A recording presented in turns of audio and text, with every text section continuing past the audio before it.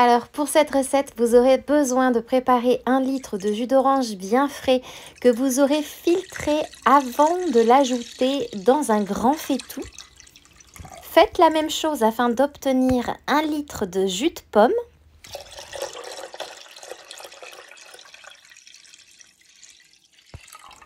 Et faites également la même chose afin d'obtenir 1 litre de jus d'ananas.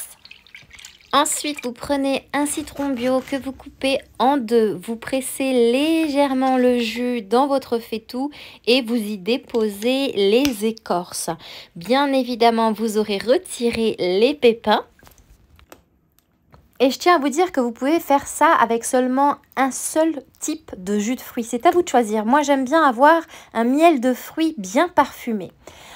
Et puis, voici la dernière étape, la plus importante, celle de la cuisson. Il va falloir cuire à feu moyen en remuant assez régulièrement jusqu'à ce que ce jus de fruits se soit bien réduit. Vous allez voir les étapes au fur et à mesure. Et surtout, n'oubliez pas de retirer les impuretés pendant la cuisson.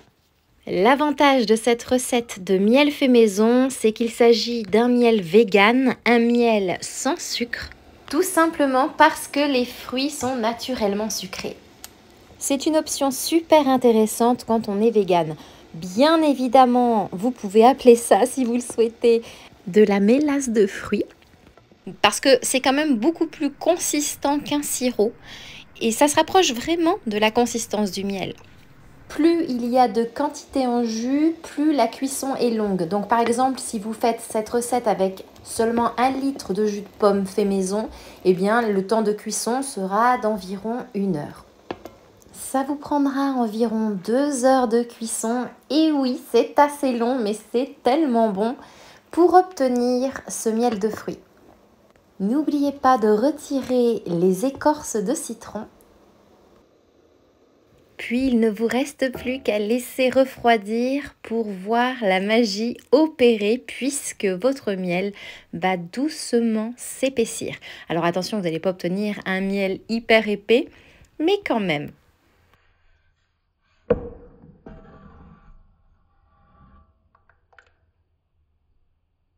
Sincèrement, c'est une expérience à vivre. Je le fais 1 fois par an. C'est vraiment une pure douceur.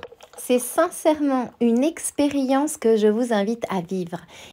Je me sers de cette recette pour 2 raisons principales. La première, j'adore déguster ce miel de fruits avec une tartine de pain grillé et du fromage de chèvre.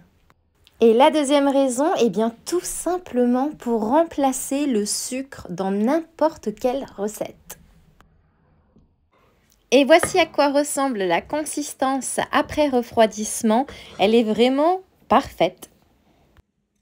Il ne reste plus qu'à la déposer dans des pots en verre et de la conserver au frigo idéalement plutôt qu'à température ambiante.